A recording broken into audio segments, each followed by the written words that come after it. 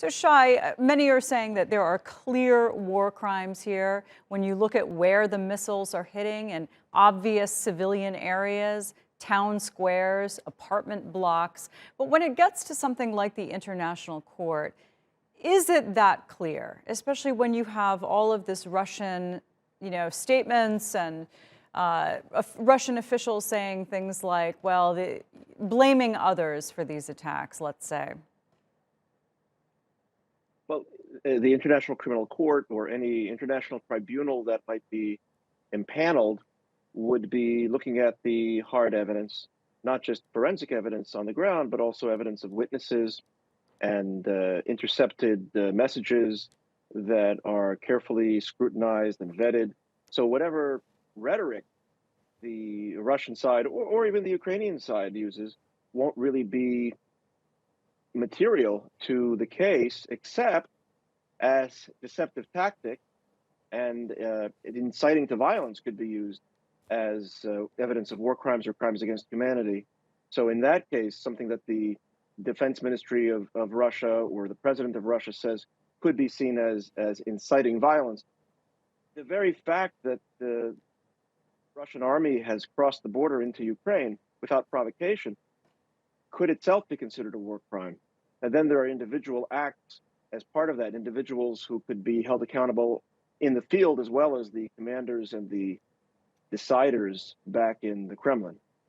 In any bitter conflict, it can devolve over time. And granted, this has only been going on for a week, but often you have both sides accusing the other of war crimes, or you see the violence devolve to the level where each side has some questionable activities. But at this point, we have not seen that here. We have not seen, questionable practices, let's say, by the Ukrainian fighters.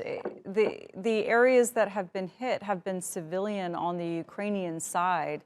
It seems to be a pretty one-sided bombardment of non-combatants.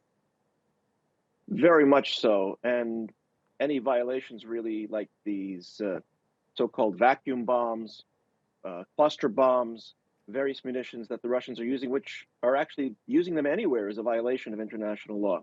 And it's not just some abstract international law that the Russians are liable to because they happen to be a country. These are conventions and treaties, in most cases, that Russia or or the Soviet Union, which it succeeded, has to and has committed to enforcing, not just on their own part, but on the part of other countries.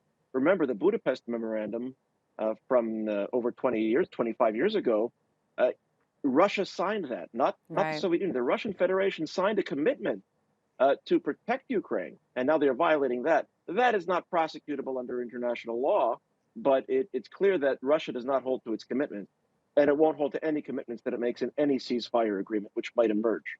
So remind us what happens in the International Criminal Court, or when a nation is held accountable for war crimes. What are the penalties? What comes out of these things?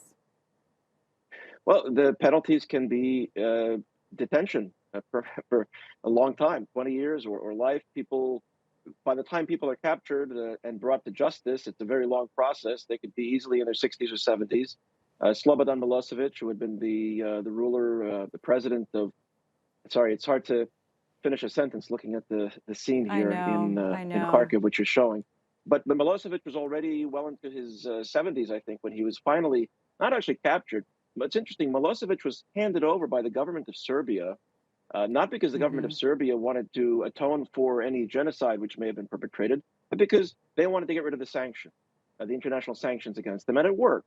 So it's possible that a week from now or a year from now, some of the people around Putin may decide that to save their own skins and to save their own fortunes, it's worth it to hand over Vladimir Putin. That doesn't mean that Russia will suddenly become a democracy, or even that it will be at peace with Ukraine. Right. But that is a consideration. So the ICC, it's not just about enforcing the law and holding people accountable, but it's putting an additional weight on that scale that everybody else around the despot has to take into consideration. Very interesting. Shai Franklin, so good to have you on the show. Thank you.